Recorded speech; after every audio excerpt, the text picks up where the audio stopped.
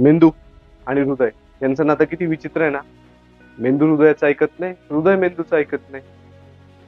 हे सगळं काव्यात घडतं. वास्तवात सगळं काही एकमेकांच्या संगनमताने चालत असतं. आपण या ठिकाणी वैद्यकीय विषयांवरती चर्चा करणार नाही आहोत.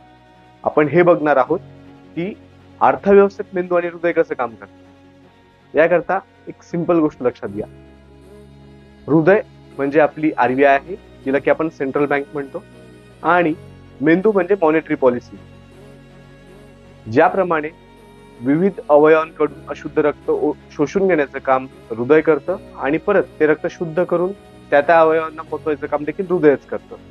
अगदी त्याच पद्धतीने इन्कम टॅक्स, जीएसटी, वेगवेगळ्या गुंतवणुकींमधून मिळणारे परतावे, बॉन्ड्स यामार्फत अर्थव्यवस्थेतील पैसा हा आरबीआय कडे येत असतो आणि रस्ते, हॉस्पिटल्स, शाळा यांची बांधकामं, मिलिटरी, पोलीस, सिव्हिल सर्व्हिसेस यांवरती होणारा खर्च, पेन्शन्सचं वाटप आणि विविध कल्याणकारी योजना यामार्फत पुन्हा हा पैसा बाजारात पोहोचवणं हे काम आरबीआय करते.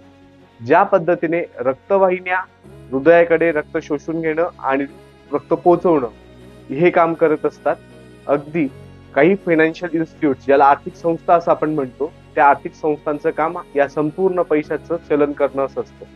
मग मॉनिटरी पॉलिसी नेमकं काय काम करते, तर व्याजदर ठरवणं हे सगळ्यात प्रमुख काम जे आहे ते मॉनिटरी पॉलिसी करत असते. त्यानंतर नवीन पैसा जो आरबीआय प्रिंट करत असते किंवा आरबीआय कडे येत असतो, तो बाजारात किती प्रमाणात जाईल याच्यावरती नियंत्रण ठेवणं हे देखील काम मॉनिटरी पॉलिसी करत असते. त्याचप्रमाणे ओपन मार्केट ऑपरेशन्स, ज्यामध्ये बॉन्डची विक्री आणि बॉन्डची खरेदी ही गोष्ट होत असते, हे देखील आरबीआय करत असते. आणि अजून एक फंक्शन आहे जे की कंट्रोल ऑफ कॅपिटल रिझर्व्ह ज्याला म्हणतो, थोडक्यात राखीव जे भांडवल असतं त्याच्यावरती नियंत्रण ठेवणं हे देखील काम मॉनिटरी पॉलिसी करत असते. आपण अर्थव्यवस्थेतील वेगवेगळ्या विषयांबद्दल सोप्या पद्धतीने या सिरीज मधून जाणून घेणार आहोत. त्यामुळे सदैव संपर्कात राहा, शेअर करा, सबस्क्राईब करा, फॉलो करा, कमेंट करा. थँक्यू.